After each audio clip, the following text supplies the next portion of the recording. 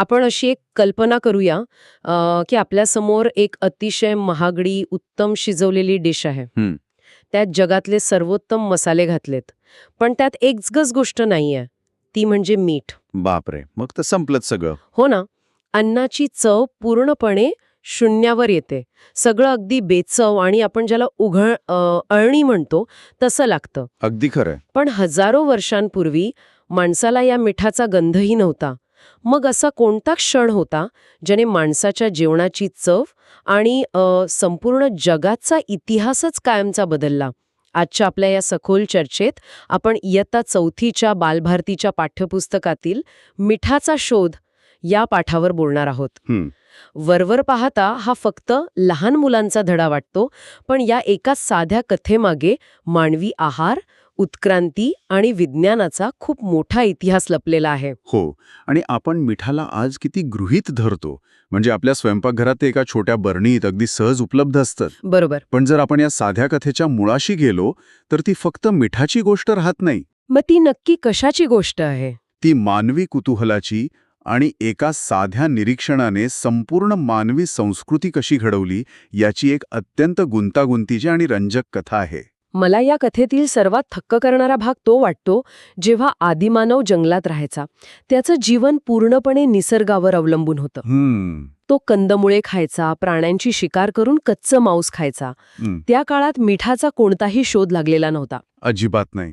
म्हणजे अन्न म्हणजे फक्त शरीर जिवंत ठेवण्यासाठी लागणारं इंधन एवढाच काय तो त्याचा अर्थ होता. पण मग पाठात असा उल्लेख आहे की आदिमानवाने जंगलात काही हरणांना एका जागी थांबून काही विशिष्ट दगड चाटताना पाहिलं. हो, हा खूप महत्वाचा क्षण आहे. आता मला एक सांगा, जंगलात खाण्यासाठी एवढी हिरवळ आणि झाडं असताना ही हरणं अचानक दगड का बरं चाटत होती? कसं आहे, इथेच विज्ञानाची आणि जीवशास्त्राची खरी गंमत सुरू होते. हरणं किंवा इतर कोणतेही प्राणी विनाकारण दगड चाटत नाहीत. अच्छा. यामागे एक अत्यंत भक्कम जैविक कारण आहे. माणसाच्या आणि प्राण्यांच्या शरीराला कार्य करण्यासाठी सोडियम या खनिजाची अत्यंत आवश्यकता असते. हं. आपल्या मेंदूकडून स्नायूंना जे संदेश जातात, ज्याला आपण नर्व्ह इम्पल्सेस म्हणतो, ते वहन करण्यासाठी आणि स्नायूंच्या हालचालींसाठी सोडियम आवश्यक असतं. म्हणजे ते शरीरासाठी खूप बेसिक आहे तर. अगदी. हे जर शरीरात नसेल तर शरीर थकून जाईल आणि कार्य करणं थांबवेल. आता प्राण्यांना हे विज्ञान माहीत नसतं.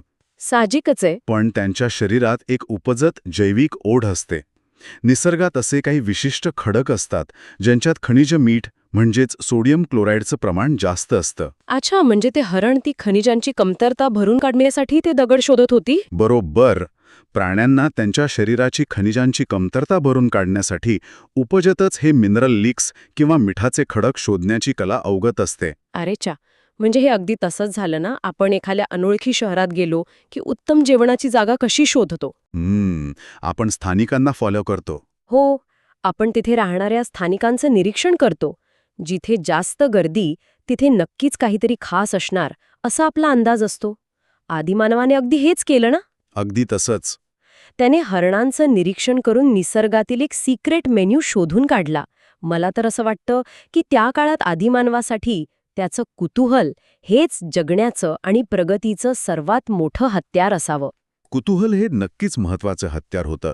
पण इथे फक्त कुतूहल नव्हतं, तिथे पॅटर्न रेकग्निशन होतं. पॅटर्न रेकग्निशन म्हणजे काय? म्हणजे सवयींमागचा अर्थ समजून घेण्याची क्षमता. पाठात एक खूप सुंदर आणि समर्पक वाक्प्रचार आला आहे, माग काढणे. हां. याचा अर्थ फक्त मागे जाणे असा होत नाही, तर एखाद्या गोष्टीच्या मुळापर्यंत पोचणे असा होतो. अच्छा.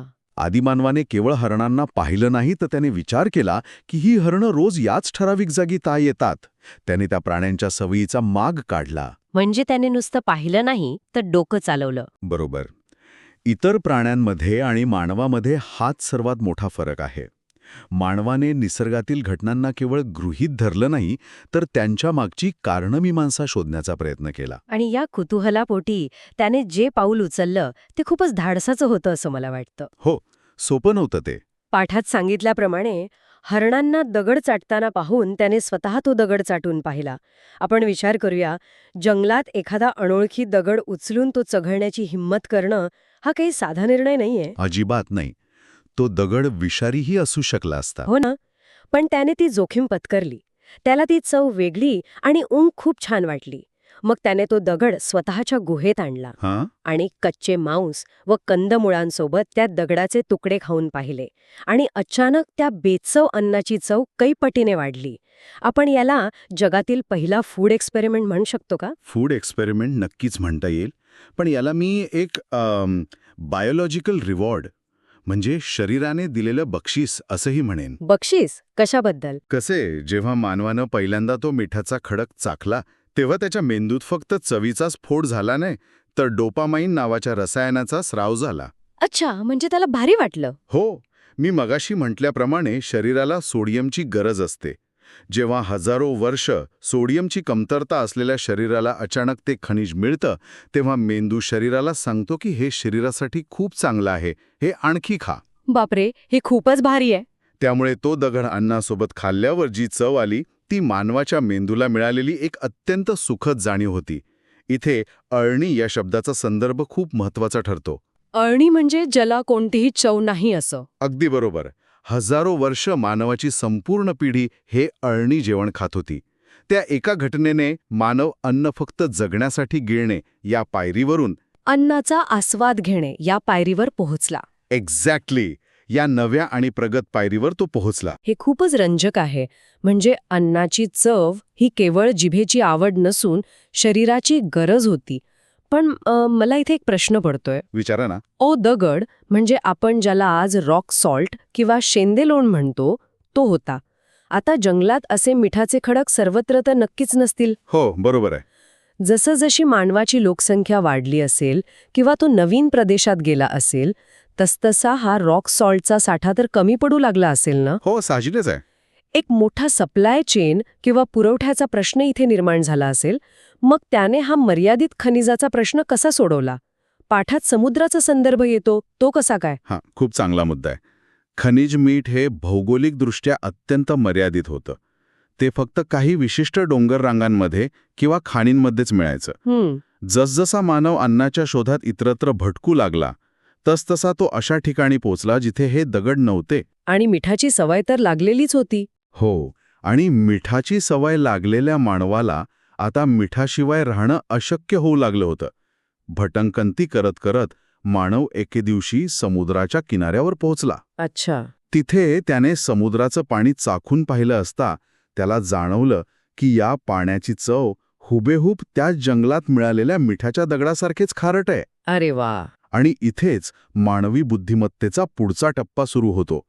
त्याने समुद्राच्या पाण्यापासून मीठ वेगळं करण्याची पद्धत शोधून काढली. हो, पाठात या प्रक्रियेचा उल्लेख आहे. पण हा विचार किती प्रगल्भ आहे आपण पाहूया. एक छोटासा दगड चाखण्यापासून ते थेट अथांग समुद्राच्या पाण्यावर प्रक्रिया करण्यापर्यंतचा हा प्रवास आहे. समुद्राच्या पाण्यातनं मीठ वेगळं करणं म्हणजे आदिमानवाने केलेलं हे एक प्रकारचं केमिकल इंजिनिअरिंगच होतं असं मला वाटतं.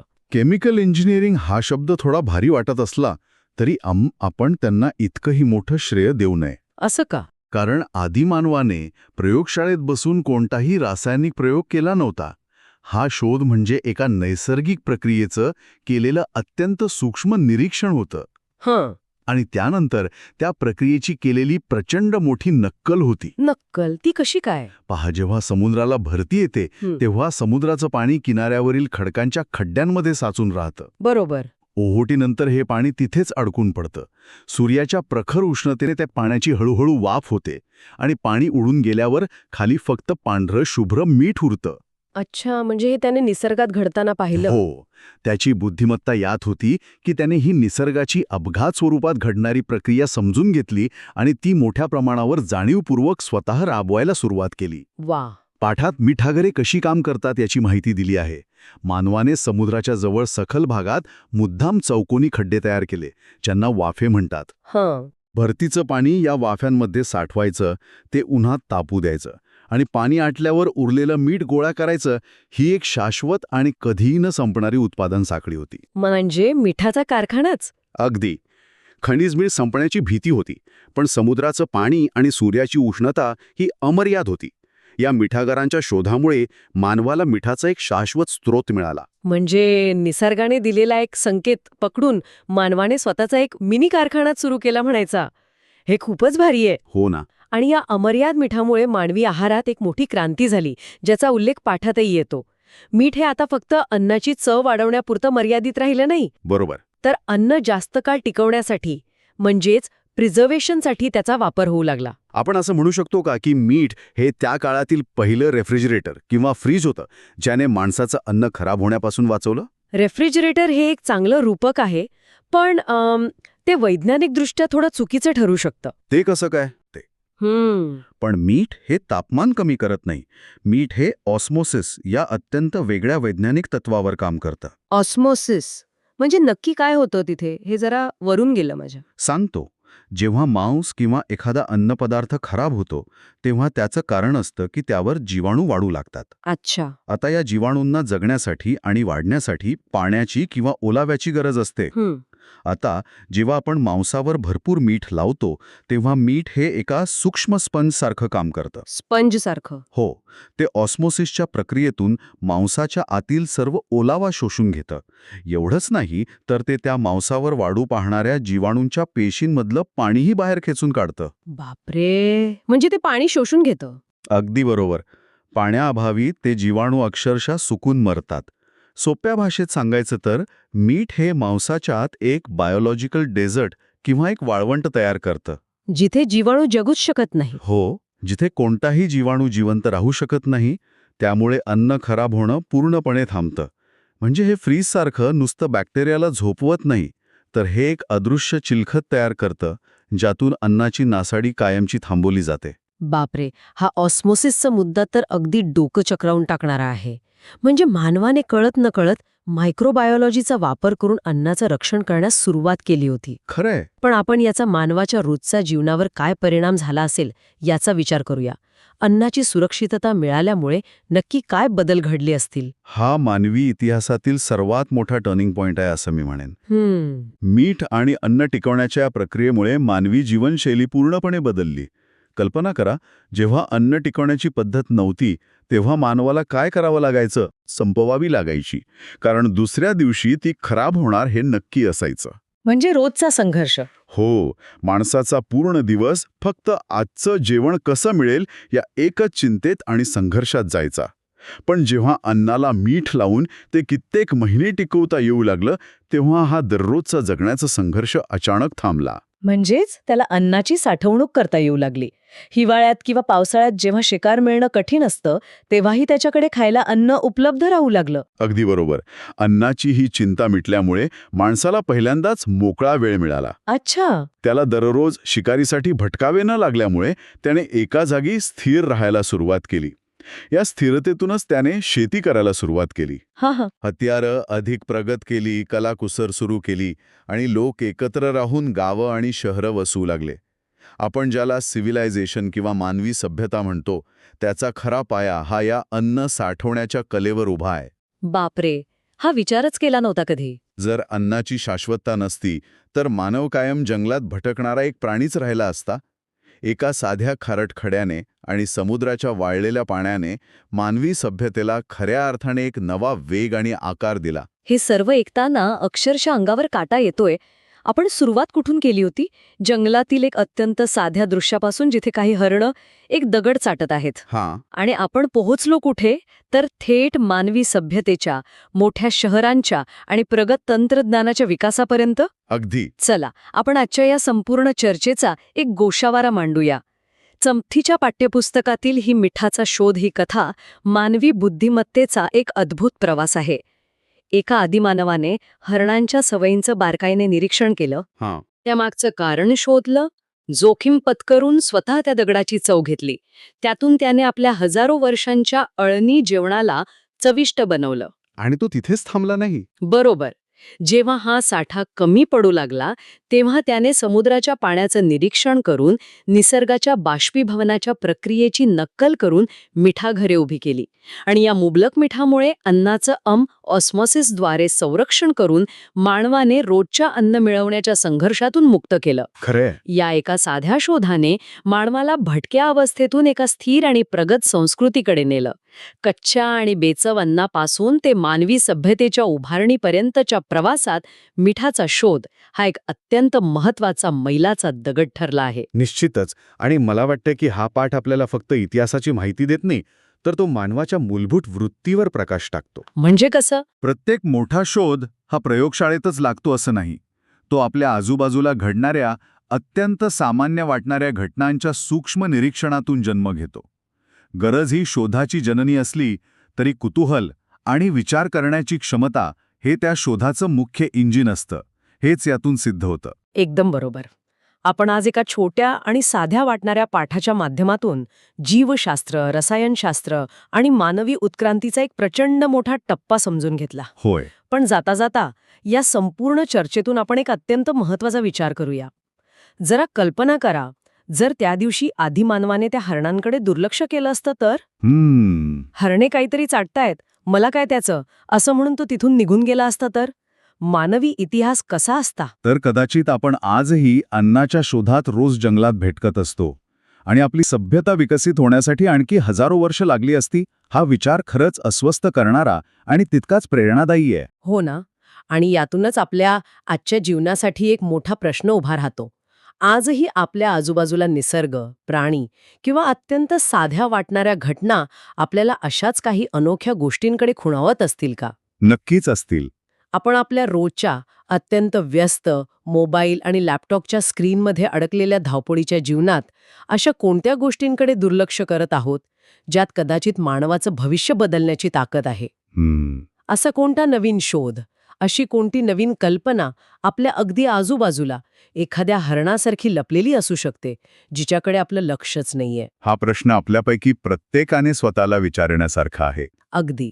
आणि याच एका विचार करायला लावणाऱ्या प्रश्नासोबत आजची ही सखोल चर्चा आपण इथेच थांबूया. आपल्या आजूबाजूच्या जगाकडे नेहमी उघड्या डोळ्यांनी आणि एका लहान मुलाच्या कुतूहलाने पाहायला विसरू नका. अगदी बरोबर. कोण जाणे, पुढचा मोठा शोध तुमच्याच निरीक्षणातून समोर येईल. पुन्हा भेटूया अशाच एका नवीन आणि रंजक विषयासह. तोपर्यंत बारकाईने निरीक्षण करत रहा आणि नवनवीन गोष्टी शिकत रहा.